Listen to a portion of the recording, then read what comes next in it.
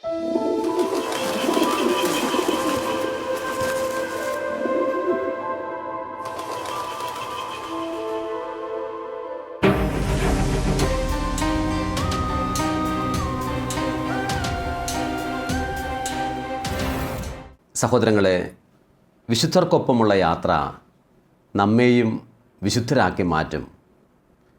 ഏതൊരു വിശുദ്ധാത്മാവിൻ്റെ ജീവിതവും നാം ധ്യാനിക്കുമ്പോൾ നമ്മുടെ തന്നെ ഭാവിയാണ്, നമ്മുടെ തന്നെ സാധ്യതയാണ് നമ്മൾ ധ്യാനിക്കുന്നത്. ഒരു വിശുദ്ധാത്മാവിനെ ധ്യാനിക്കുമ്പോൾ നമ്മൾ ഈ ഭൂമിയിൽ എന്തിനു പിറന്നു എന്നാണ് യഥാർത്ഥത്തിൽ നമ്മൾ ധ്യാനിക്കുന്നത്. ജനുവരി മാസം 3-ാം തീയതി വിശുദ്ധ കുര്യാക്കോസ് ഏലിയാസ് ചാവറയച്ചൻ്റെ തിരുനാളാണ്. സാധാരണയായി നാം ഒരു വിശുദ്ധനെ ധ്യാനിക്കുമ്പോൾ ആ വിശുദ്ധർ ചെയ്ത പ്രവൃത്തികളാണ് നമ്മൾ പലപ്പോഴും പറയാറുള്ളത്. അവരിലൂടെ രൂപപ്പെടുത്തിയ മുന്നേറ്റങ്ങൾ, ആത്മീയമായ ചില കർമ്മ പദ്ധതികൾ, അവരിലൂടെ ഈ ഭൂമിയിൽ ദൈവം കൊണ്ടുവന്ന ചില സ്ഥാപനങ്ങൾ, അവർ സുവിശേഷം പ്രസംഗിച്ച ചില ഇടങ്ങൾ, ഇങ്ങനെ തുടങ്ങി സ്വാഭാവികമായും ഏതൊരു വിശുദ്ധനെക്കുറിച്ച് നമ്മൾ ധ്യാനിക്കുമ്പോഴും അവർ ചെയ്ത പ്രവൃത്തികളാണ് നമ്മൾ പറയാറുള്ളതും ധ്യാനിക്കാറുള്ളതും. പക്ഷേ ഒരു കാര്യം നമ്മൾ മറന്നു കളയരുത്.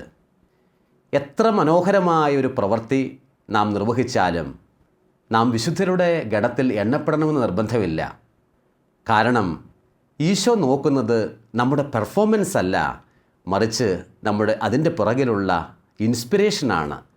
നമുക്കറിയാം, ഇപ്പോൾ തന്നെ ഞാൻ നിങ്ങളോട് സംസാരിക്കുന്ന സമയത്ത് എൻ്റെ പെർഫോമൻസാണ് നിങ്ങൾ കാണുന്നത്. പക്ഷേ അതിൻ്റെ പിറകിൽ എന്തുമാത്രം സ്നേഹമുണ്ട് എന്ന് തിരിച്ചറിയാവുന്നത് ആർക്കാണ്? അത് കർത്താവിന് മാത്രമാണ്.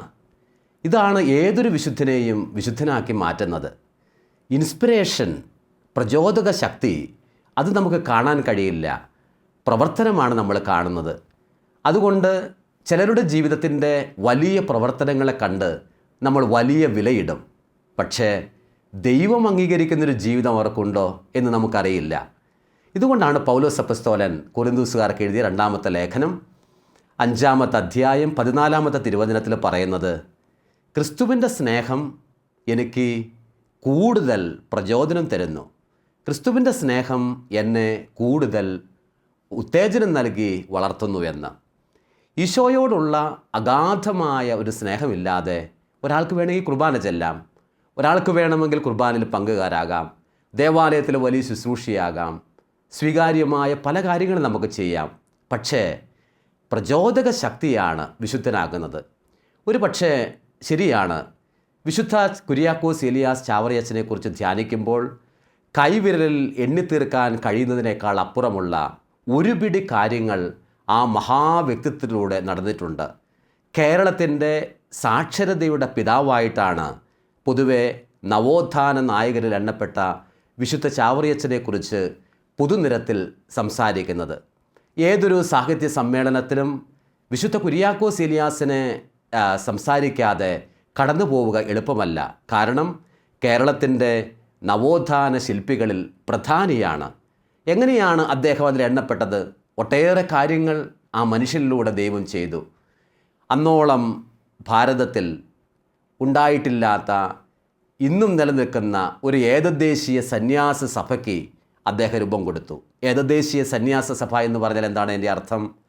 ആ നാളുകളിലും ഫ്രാൻസിസ്കൻ സഭ ഇവിടെ ഉണ്ടായിരുന്നു, അല്ലെങ്കിൽ ജെസ്യൂട്ട് സഭയുണ്ടായിരുന്നു, OCD സഭയുണ്ടായിരുന്നു. ഇവയെല്ലാം ഇന്ത്യക്ക് പുറത്ത് രൂപം കൊണ്ട സഭയാണ്. എന്നാൽ ആദ്യമായി നമ്മുടെ മണ്ണിൽ പിറന്ന, ഇവിടുത്തെ ഭക്ഷണം കഴിക്കുന്ന, ഇവിടുത്തെ പ്രകൃതത്തിന് ചേർന്ന ഒരു മനുഷ്യൻ, കൈനഗിരിയിൽ 1805 പിറന്ന കുര്യാക്കോസ് ഏലിയാസ് ചാവറ എന്ന് പറയുന്നൊരു മനുഷ്യനിലൂടെ, അദ്ദേഹത്തിൻ്റെ നേതൃത്വത്തിലുള്ള ഒരു പറ്റം വ്യക്തികളിലൂടെ ആദ്യമായി ഒരു സന്യാസ സമൂഹത്തിന് രൂപം കൊടുത്തു. CMI സന്യാസ സമൂഹത്തിന്. ഒപ്പം സ്ത്രീകൾക്ക് വേണ്ടി അദ്ദേഹത്തിൻ്റെ തന്നെ ആത്മീയ ഗുരുവായ ലിയോപോൾ ദി മിഷണറിയുടെയും കൂടി ഒരുമിച്ചുള്ള പങ്കാളിത്തത്തിൽ CMC സന്യാസ സഭയ്ക്ക് രൂപം കൊടുത്തു. മാത്രവുമല്ല, ആ നാളുകളിലാണ് പള്ളിക്കൊപ്പം പള്ളിക്കൂടം നിർബന്ധമായി ഉണ്ടായിരിക്കണമെന്നും ഒരു പള്ളിയിൽ വേണമെങ്കിൽ അവിടെയുള്ള വില കൂടിയ കുരിശുരൂപങ്ങൾ വിറ്റിട്ടാണെങ്കിലും പാവപ്പെട്ട പരിസരത്തുള്ള കുഞ്ഞുങ്ങളെ പഠിപ്പിക്കാനുള്ള പള്ളിക്കൂടം നിർബന്ധമായും രൂപപ്പെടുത്തിയിരിക്കണം എന്ന് 19-ാം നൂറ്റാണ്ടിൻ്റെ ആദ്യ ഭാഗത്ത് ഈ വിശുദ്ധനായ മനുഷ്യൻ പ്രഖ്യാപിക്കാനായിട്ട് ഇടവന്നത്. നമ്മൾ ഓർക്കണം, ആ നാളുകളിൽ സവർണരായ മനുഷ്യർക്കൊപ്പം അവർണരായ സാധാരണക്കാരായ പാവപ്പെട്ട മനുഷ്യർക്ക് പഠിക്കാൻ പോലുമുള്ള അവകാശം ഉണ്ടായിരുന്നില്ല എന്ന് നമ്മൾ ഓർക്കണം. മാത്രവുമല്ല, ഉന്നത കുലക്കാരായ ഈ നാട്ടിലെ മനുഷ്യർക്കൊപ്പം പഠിക്കുമ്പോൾ ഉദാഹരണത്തിന് താഴ്ന്ന ജാതിക്കാരായ മനുഷ്യരെങ്ങാൻ വേദം കേൾക്കാനിട വന്നാൽ അവരുടെ കാതുകളിൽ ഈയം ഉരുക്കി ഒഴിക്കണം എന്നുള്ള മനുപോലും ചിന്തിച്ചിട്ടില്ലാത്ത മനുസ്മൃതിയുടെ വാക്കുകൾ ഉദ്ധരിച്ചുകൊണ്ട് ഒട്ടേറെ പാവപ്പെട്ടവരെ വിദ്യാലയത്തിൻ്റെ പടിപ്പുരയ്ക്ക് പുറത്ത് കാത്തുസൂക്ഷിച്ചിരുന്ന കാലത്താണ് പള്ളിക്കൊപ്പം പള്ളിക്കൂടം വേണമെന്ന് പറഞ്ഞ് ഈ യോഗീവര്യനായ മനുഷ്യൻ ഈ ഒരു കാര്യത്തിന് വേണ്ടി ഇറങ്ങിത്തിരിച്ചത്. മാത്രവുമല്ല, ആ നാളുകളിലാണ് ഭാരതത്തിൽ, പ്രത്യേകിച്ചും കേരളത്തിൽ, നമുക്ക് സ്വന്തമായി ഉള്ള ഒരു മുദ്രാക്ഷണം അല്ലെങ്കിൽ പ്രസ് ഉണ്ടായിട്ടില്ല. ആകെ കോട്ടയത്തുള്ള പ്രൊട്ടസ്റ്റൻ്റ് മിഷണറിമാർ, വിദേശ മിഷണറിമാർ രൂപപ്പെടുത്തിയൊരു പ്രസ്സുണ്ട്. ട്രിവാൻഡ്രത്താണെങ്കിൽ, തിരുവനന്തപുരത്താണെങ്കിൽ ഗവൺമെൻറ് ഒരു പ്രസ്സുണ്ട്. ഇതല്ലാതെ നമുക്ക് നാട്ടിലൊരു പ്രസ്സില്ല, അത്തരമുള്ള സംവിധാനങ്ങളില്ല. ആധുനിക മാധ്യമങ്ങൾ ഒരുപാട് നിറയപ്പെട്ടിരിക്കുന്ന ഈ കാലത്ത് പ്രസ്സില്ലാതിരുന്നൊരു കാലത്തെക്കുറിച്ച് നമുക്ക് ഒരുപക്ഷെ ചിന്തിക്കാൻ പോലും കഴിഞ്ഞു എന്ന് വരില്ല. എന്നാൽ ഈ വിശുദ്ധനായ മനുഷ്യനാണ് കരുതിയത് നല്ല നല്ല പുസ്തകങ്ങൾ കൊടുത്ത് ജ്ഞാനത്തിൻ്റെ അക്ഷരങ്ങളിലേക്കുള്ള തുറവി ഇവിടെയുള്ള പാവപ്പെട്ട സാധാരണക്കാരായ മനുഷ്യർക്ക് ലഭ്യമായില്ല എങ്കിൽ യഥാർത്ഥത്തിൽ അവർ വചനമെങ്ങനെ പഠിക്കും, യഥാർത്ഥമായ ക്രിസ്തുവിൻ്റെ മുഖമെങ്ങനെ ദർശിക്കാനായിട്ട് കഴിയും? ഈ ചിന്ത കൊണ്ട് അദ്ദേഹം CMS പ്രസ്സിലാണ് ആദ്യം ചെന്നത് പഠിക്കാനായി. പക്ഷേ അദ്ദേഹത്തെ അതിനെ സ്വീകരിച്ചില്ല. തുടർന്ന് ഗവൺമെൻറ് ട്രിവാൻഡ്രത്തുള്ള പ്രസ്സിൽ പോയി അത് പഠിച്ച് മറ്റൊരു വൈദികൻ്റെ സഹായത്തോടുകൂടി വാഴപ്പിണ്ടിയിൽ ഈ അക്ഷരലിപികൾ എങ്ങനെയെല്ലാം പതിപ്പിക്കാൻ കഴിയുമോ അതെല്ലാം പതിപ്പിച്ചുകൊണ്ടാണ് ആദ്യത്തെ മുദ്രാക്ഷണം അല്ലെങ്കിൽ പ്രസ് സെൻറ്റ് ജോസഫ് പ്രസ് എന്ന് പറഞ്ഞ മാന്നാനത്ത് ആരംഭിക്കുന്നത്. മാത്രവുമല്ല, ചാവറയച്ചൻ ഈ മലയാളത്തിൽ ഒട്ടേറെ രചനകൾ രൂപപ്പെടുത്തി. ഞാൻ പറഞ്ഞു വന്നത്, ഒരുപക്ഷെ എണ്ണിത്തിട്ടപ്പെടുത്താൻ കഴിയാത്ത വിധത്തിലുള്ള ഒട്ടേറെ ശുശ്രൂഷകൾ അദ്ദേഹം ചെയ്തിട്ടുണ്ട്. പക്ഷേ ആ ചെയ്തതല്ല അദ്ദേഹത്തെ വിശുദ്ധനാക്കി മാറ്റിയത്, അതിൻ്റെ പിറകിലുള്ള സ്നേഹമാണ്. ഇനി കേൾക്കുക, എന്താണ് ആ സ്നേഹം? എങ്ങനെയാണ് ആ സ്നേഹത്തെ നമ്മൾ കാണുന്നത്? അദ്ദേഹത്തിൻ്റെ ഉള്ളിൽ എന്തെന്നില്ലാത്ത വിധത്തിൽ ദൈവത്തോടും എന്തെന്നില്ലാത്ത വിധത്തിൽ മാനവരാശിയോടുമുള്ള അഗാധമായ സ്നേഹമുണ്ടായിരുന്നു. ഏതാനും തെളിവുകളും ഏതാനും കഥകളും മാത്രം നമുക്ക് ഈ സമയം ധ്യാനിക്കാം. അദ്ദേഹം ഈശോയെ, ദൈവത്തെ എല്ലാം വിളിച്ചുകൊണ്ടിരുന്നത് അബ്ബാ എന്നാണ്, അപ്പ എന്നാണ്. നമ്മൾ ഓർക്കണം, ഒരു മത സംസ്കാരത്തിലും ആരും ദൈവത്തെ അപ്പ എന്ന് വിളിച്ചിട്ടില്ല. അപ്പ എന്ന് നമ്മൾ ദൈവത്തെ വിളിച്ചാൽ ഉടനെ ഉണ്ടാകുന്ന കാര്യം, നമ്മളെല്ലാവരും ആരൊക്കെ ദൈവത്തെ അബ്ബാ എന്ന് വിളിക്കുന്നുണ്ടോ, പിതാവേ എന്ന് വിളിക്കുന്നുണ്ടോ, നമ്മളെല്ലാവരും ദൈവഭവനത്തിലെ അംഗങ്ങളായിട്ട് മാറും. രണ്ടാമത്, അപ്പ എന്ന് വിളിക്കുമ്പോൾ ആ വിളിക്കുന്നവരൊക്കെ സഹോദരി സഹോദരന്മാരായിട്ട് മാറുകയാണ്. വിശുദ്ധനായ ചാവറയച്ചൻ ദൈവത്തെ അബ്ബാ എന്ന് വിളിച്ചുകൊണ്ടാണ് തൻ്റെ ജീവിതയാത്ര മുഴുവൻ മുന്നോട്ട് കൊണ്ടുപോയത്. അദ്ദേഹം ഏതാണ്ട് 13 വയസ്സ് പ്രായമുള്ള സമയത്താണ് സെമിനാരിയിൽ ചേരുന്നത്. അന്ന് നമ്മൾ ഓർക്കണം, 19-ാം നൂറ്റാണ്ടിൻ്റെ ആദ്യ കാലഘട്ടമാണ്. അന്ന് സെമിനാരികളൊന്നുമില്ല. ഈ വിധത്തിൽ ഇന്ന് നമ്മൾ കാണുന്നത് പോലുള്ള നിർദ്ദിഷ്ടമായ സിലബസുകൾ വെച്ചുള്ള പഠനങ്ങളോ മറ്റു കാര്യങ്ങളൊന്നുമില്ല. മൽപ്പാൻ എന്ന് പറഞ്ഞാൽ ഗുരുവെന്നോ പ്രൊഫസറെന്നോ ഒക്കെ നമുക്ക് ട്രാൻസ്ലേറ്റ് ചെയ്യാൻ കഴിഞ്ഞേക്കും. ഒരു വിദ്യാഭ്യാസമുള്ള ഒരു വൈദികൻ്റെ കീഴിലിരുന്ന് ഭാഷകൾ പഠിക്കുക, വേദം വചനം പഠിക്കുക, ബാക്കി സ്വഭാവശീലങ്ങൾ പരിശീലിക്കുക, ആ മൽപ്പാൻ ചെയ്യുന്ന കാര്യങ്ങൾ കണ്ട് അതേപടി ജീവിതത്തിൽ പകർത്തുക. ഇതാണ് സത്യത്തിൽ അന്നുണ്ടായിരുന്നത്. ഇങ്ങനെ ഇരിക്കെയാണ് ചാവറയച്ചൻ സത്യത്തിൽ പള്ളിപ്പുറത്ത് അദ്ദേഹത്തിൻ്റെ ഏറ്റവും പ്രിയപ്പെട്ട ഗുരുനാഥനായ തോമാ മൽപ്പാനച്ചൻ്റെ കീഴിൽ പഠനം ആരംഭിക്കുന്നത്. 13 വയസ്സിൽ ഇദ്ദേഹം ആരംഭിക്കുമ്പോൾ വളരെ പാഷനേറ്റ് ആയിട്ടാണ് അദ്ദേഹം തൻ്റെ ജീവിതത്തെ കർത്താവിന് കൊടുക്കുന്നത്. നിങ്ങൾക്കറിയുമോ, ചാവറയച്ചൻ ഒരു ഭാഷ മാത്രമല്ല പഠിച്ചത്, ഒട്ടനവധി ഭാഷകൾ പഠിച്ചു. മലയാളം അദ്ദേഹത്തിന് പ്രാവീണ്യമുണ്ടായിരുന്നു. ഉന്നത കുലർക്ക് മാത്രം അന്ന് ലഭിക്കാമായിരുന്ന ആക്സസ് ഉണ്ടായിരുന്ന സാൻസ്ക്രിറ്റ് അദ്ദേഹത്തിന് അറിയാമായിരുന്നു, തമിഴ് ഭാഷ അദ്ദേഹത്തിന് അറിയാമായിരുന്നു, ഫ്രഞ്ച് പഠിച്ചു, ഇറ്റാലിയൻ പഠിച്ചു. ഈ ഭാഷകളിലൂടെയെല്ലാം, ഉദാഹരണത്തിന് പിന്നീട് വർഷങ്ങൾ കഴിഞ്ഞ് അദ്ദേഹം വൈദികനായപ്പോൾ, സഭയുടെ വികാരി ജനറലായപ്പോൾ റോമിലേക്ക് കത്തെഴുതണമെങ്കിൽ അദ്ദേഹം ഇറ്റാലിയൻ ഭാഷയിൽ എഴുതുമായിരുന്നു, അല്ലെങ്കിൽ ലത്തീൻ ഭാഷയിൽ എഴുതുമായിരുന്നു. ഇനി അഥവാ ബാഗ്ദാദിലേക്കാണ് അദ്ദേഹം കത്തെഴുതുന്നതെങ്കിൽ അദ്ദേഹം സിറിയക് ലാംഗ്വേജിൽ എഴുതുമായിരുന്നു. ബഹുഭാഷകൾ മൽപ്പാൻ്റെ കീഴിലിരുന്ന്, പണ്ഡിതൻ്റെ കീഴിലിരുന്ന് ഈ അനുഗ്രഹീതനായ ആ പുരോഹിതൻ അല്ലെങ്കിൽ വൈദിക വിദ്യാർത്ഥി പഠിച്ചു. നാളുകൾ പിന്നിട്ടു. അദ്ദേഹത്തിന് ഏതാണ്ട് 24 വയസ്സ് പ്രായത്തിലാണ് പട്ടം സ്വീകരിക്കുന്നത്. എന്നാൽ പട്ടം സ്വീകരിക്കുന്നതിന് മുമ്പേ നമ്മുടെ ആലപ്പുഴയിൽ, ഇദ്ദേഹം കൈനഗരിക്കാരനാണ് എന്ന് ഞാൻ നേരത്തെ സൂചിപ്പിച്ചുവല്ലോ, കൈനഗരി തുടങ്ങിയിട്ടുള്ള ആലപ്പുഴയുടെ പ്രാന്തപ്രദേശങ്ങളിലെല്ലാം ഇന്ന് നമ്മൾ കണ്ട, അല്ലെങ്കിൽ നമ്മൾ കഴിഞ്ഞ കാലങ്ങളിൽ കണ്ട കോവിഡ് മഹാമാരിയേക്കാൾ ഏറ്റവും ശോചനീയമായ വസൂരി ബാധിച്ചു. ഒരുപാട് പേര്, ഒട്ടേറെ പേരുടെ ജീവിതം വല്ലാതെ തകർക്കപ്പെട്ടു. അതിൽ പ്രിയപ്പെട്ട ചാവറയച്ചൻ്റെ മാതാപിതാക്കൾ മരിച്ചു. അദ്ദേഹത്തിൻ്റെ ഏകപ്പെട്ട സഹോദരനും മരിച്ചു. ഈ വാർത്ത ചാവറയച്ചൻ്റെ കാതുകളിലെത്തി. അദ്ദേഹത്തിന് ശിക്ഷണം കൊടുത്തിട്ടുള്ള മനുഷ്യർ പറഞ്ഞു, ചാവറയച്ചൻ വീട്ടിലേക്ക് തിരിച്ചു പോകണം. കാരണം ഇനി ചാവറ കുടുംബത്തിൻ്റെ തലമുറ, ഒരു പിൻതലമുറ കാത്തു സൂക്ഷിക്കണമെങ്കിൽ ഈ മനുഷ്യരിലൂടെ മാത്രമേ കഴിയൂ. കാരണം പിന്നീട് അദ്ദേഹത്തിനുള്ളത് ഒരു പെങ്ങള് മാത്രമാണ്. ആ പെങ്ങളാകട്ടെ എടത്തുവായിലേക്ക് കല്യാണം കഴിച്ച് വിട്ടിരിക്കുന്നു. അപ്പോൾ ഇനി വീട്ടിൽ ആരുമില്ല, അതുകൊണ്ട് പോകണമെന്ന് പറഞ്ഞു. എന്നാൽ ഈ ദൈവവിളിയെ കൃത്യമായി അറിയാവുന്നൊരു മനുഷ്യൻ, അദ്ദേഹം തീരുമാനിച്ചു, ഞാൻ ഒരിക്കലും മടങ്ങിപ്പോകില്ല. സഹോദരങ്ങളെ, നമ്മൾ ഓർക്കണം, നമ്മളെ ദൈവം എന്തിനു വിളിച്ചിരിക്കുന്നു എന്നതിനെക്കുറിച്ചുള്ള ധാരണ നമുക്കുണ്ടെങ്കിൽ ഏതൊരു പ്രതികൂലത്തെയും നമുക്ക് മറികടക്കാനായിട്ട് കഴിയും. എന്തിന് നമ്മൾ സഹിക്കണം എന്ന് നമ്മൾക്ക് അറിവുണ്ട് എങ്കിൽ എങ്ങനെ സഹിക്കണം എന്ന് നമ്മൾ നിർബന്ധമായും പഠിച്ചിരിക്കും.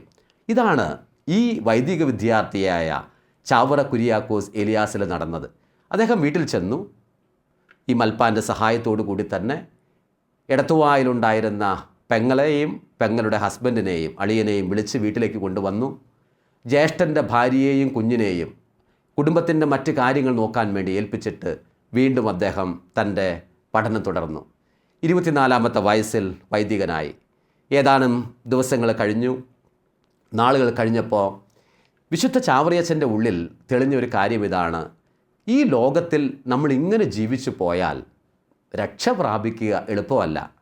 അതുകൊണ്ട് അതിനു മുമ്പേ സഭയിൽ ഉണ്ടായിരുന്ന മരുഭൂമിയിലെ താപസരെ പോലെ, മരുഭൂമിയിലെ പിതാക്കളെയും മാതാക്കളെപ്പോലെയും ഏതെങ്കിലും കാട്ടിൽ പോയി ഒളിച്ചിരുന്ന് പ്രാർത്ഥിക്കാമെന്ന് കുര്യാക്കോസ് ഏലിയാസ് ചാവറയും അദ്ദേഹത്തോടു കൂടിയുള്ള പോരൂക്കര തോമാ മൽപ്പാനച്ചനും പാലക്കൽ തോമാ മൽപ്പനച്ചനും ചേർന്ന് പിതാവിൻ്റെ അടുത്ത് സമ്മതപത്രം വാങ്ങാൻ വേണ്ടി ചെല്ലുകയാണ്.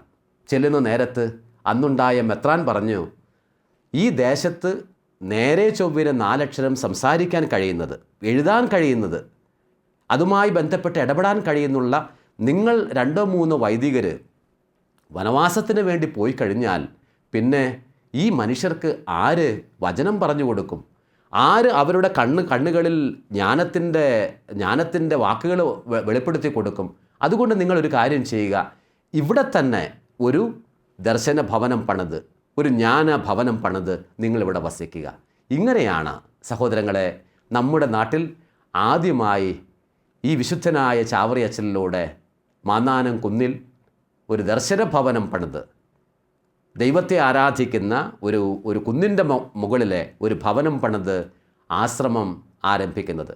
1805 കൈനഗിരിയിൽ വിരിഞ്ഞ ഈ അനുഗ്രഹീതമായ പുഷ്പം പള്ളിപ്പുറത്തും കൂനമാവിലും പൂത്തുലഞ്ഞ് ഏറ്റവും ഒടുക്കം തൻ്റെ അവസാനത്തെ 7 വർഷക്കാലം കൂനമാവിൽ ജീവിച്ച് 1871 6.5 പതിറ്റാണ്ട് കാലത്തെ തൻ്റെ ശുശ്രൂഷയുടെ അവസാനം മടങ്ങി പോകും വരെയും ദൈവത്തെ അബ്ബാ എന്ന് പറഞ്ഞ് വിളിക്കാനും പ്രാർത്ഥിക്കാനും മറന്നില്ല. ദൈവത്തോടുള്ള അഗാധമായ സ്നേഹം എന്നും ഈ ചാവറയച്ചൻ്റെ ഉള്ളിലുണ്ടായിരുന്നു. ദൈവത്തോട് അഗാധമായ സ്നേഹമുള്ള ഒരു മനുഷ്യന് മാനവരാശിയോട് സ്നേഹം കാണിക്കാതിരിക്കുക സാധ്യമല്ല. അതുകൊണ്ടാണ് അദ്ദേഹം ചെയ്ത ശുശ്രൂഷകളിലൂടെ വൈവിധ്യമാർന്ന മേഖലയിലെ ഒരു ഭാഗം മാത്രം കേൾക്കുക. നമ്മൾ പലപ്പോഴും വിശുദ്ധ ചാവറിയച്ചനെക്കുറിച്ച് സാംസ്കാരിക നേതാക്കൾ മലയാളികളുടെ ഇടയിൽ സംസാരിക്കുമ്പോൾ പറയാറുണ്ട്, അദ്ദേഹം വളരെ സാക്ഷരതയുടെ പിതാവാണ്, വിദ്യാഭ്യാസ മേഖലയിൽ ഉദാത്തമായ കാര്യങ്ങൾ ചെയ്തത് എന്താണ് എന്ന്. പക്ഷെ ഞാൻ പറഞ്ഞല്ലോ, അതിന് പ്രേരിപ്പിച്ച ഘടകം എന്തായിരുന്നു? അദ്ദേഹം 5 വയസ്സ് മുതൽ കളരിയിലാണ് പോയിക്കൊണ്ടിരുന്നത്. അന്നത്തെ കാലത്തെ കളരിയാണുള്ളത്. ഈ കളരിയിൽ പോയിക്കൊണ്ടിരിക്കുന്ന നേരത്ത് ഗുരുക്കന്മാരുടെ കീഴിൽ ഒട്ടേറെ കുഞ്ഞുങ്ങളുണ്ടാകും. ഈ കുഞ്ഞുങ്ങൾ പറയുന്ന മോശപ്പെട്ട വാക്കുകൾ, പ്രോപ്പറായ ട്രെയിനിങ് അവർക്ക് ലഭിക്കാതിരിക്കുന്നത് ആ കൊച്ചു കുര്യാക്കോസിൻ്റെ മനസ്സിനെ ഒരുപാട് വേദനിപ്പിച്ചിരുന്നു. സത്യത്തിൽ പള്ളിക്കൊപ്പം പള്ളിക്കൂടമുണ്ടാകണമെന്നും അക്ഷരം കൊണ്ട് മനുഷ്യൻ്റെ മനസ്സുകളെ കണ്ണുകളെ തുറക്കണമെന്നും അദ്ദേഹം ഒരുപക്ഷെ റിലീജിയസ് സമൂഹത്തിൽ ജോയിൻ ചെയ്യുന്നതിന് മുമ്പേ, അല്ലെങ്കിൽ തൻ്റെ പൗരോഹിത്യ വൃത്തി ആരംഭിക്കുന്നതിന് മുമ്പ് തന്നെ ഒരുപക്ഷെ ചിന്തിച്ചിരിക്കണം എന്ന് ഞാൻ കരുതുകയാണ്. കാരണം ഈ മനുഷ്യർക്ക്, ഈ ആശാൻ കളരിയിൽ കഴിയുന്ന കുഞ്ഞുങ്ങൾ ഇതുപോലെ വഴിപിഴച്ചു പോകുന്നതും മോശപ്പെട്ട വിധത്തിൽ സംസാരിക്കുന്നത് ഇടപെടുന്നതുമെല്ലാം കൊച്ചു കുര്യാക്കോസിൻ്റെ മനസ്സിനെ ഏറെ വേദനിപ്പിച്ചിരുന്നു. ഞാൻ പറഞ്ഞല്ലോ, വിപരീതമായ സാഹചര്യങ്ങളിലും കുര്യാക്കോസ് ഏലിയാസ് കാര്യങ്ങൾ മുന്നോട്ട് തന്നെ കൊണ്ടുപോയി ഒടുക്കം ദർശന ഭവനം പണിത് അവിടെ മനോഹരമായി അദ്ദേഹത്തിൻ്റെ വാസം അദ്ദേഹം ആരംഭിച്ചു. ദൈവത്തെ അബ്ബ എന്ന് വിളിച്ച് അദ്ദേഹം ഒരുപാട് സമയം പ്രാർത്ഥിക്കുന്ന ഒരു പ്രാർത്ഥന നമ്മൾ കാണുന്നത് അദ്ദേഹത്തിൻ്റെ ആത്മാനുതാപം എന്ന് പറയുന്നുള്ള കൃതിയിലാണ്. ദൈവത്തെ അബ്ബ എന്ന് വിളിച്ച് അങ്ങയെ നിരന്തരം എനിക്ക് കാണണമെന്ന് ആവർത്തിച്ച് ഈ കുര്യാക്കോസ് ഏലിയാസ് ചാവറ പ്രാർത്ഥിക്കുന്നുണ്ട്, ദൈവത്തോട് സംസാരിക്കുന്നുണ്ട്. സഹോദരങ്ങളെ, ഈ സാധാരണയായി ഒരു വിശുദ്ധൻ, ഏതെങ്കിലും ഒരു വിശുദ്ധനെക്കുറിച്ച് നമ്മൾ ധ്യാനിക്കുമ്പോൾ ഒന്നുകിൽ അവർ ജ്ഞാനമാർഗം പിന്തുടർന്നവരായിരിക്കും, അല്ലെങ്കിൽ അവർ ഭക്തിമാർഗത്തിൻ്റെ പുറകിലായിരിക്കും, അല്ലെങ്കിൽ അവർ കർമ്മമാർഗത്തിൻ്റെ പുറകിലായിരിക്കും. ഉദാഹരണത്തിന് വിശുദ്ധ മദർ തെരേസ, അവൾ അധികമായി പിന്തുടർന്നതും കർമ്മമാർഗമാണ്. ഒഴിവാക്കാൻ പറ്റാത്ത, ഭാരതത്തെക്കുറിച്ച് പറയുമ്പോൾ ഒഴിവാക്കാൻ പറ്റാത്തൊരു പേരാണല്ലോ വിശുദ്ധ മദർ തെരേസ. ഭക്തിമാർഗം എന്ന് പറഞ്ഞാൽ ഒരുപക്ഷെ വിശുദ്ധ അൽഫോൻസാമ്മ പിന്തുടർന്നത് ഭക്തിമാർഗമാണ്.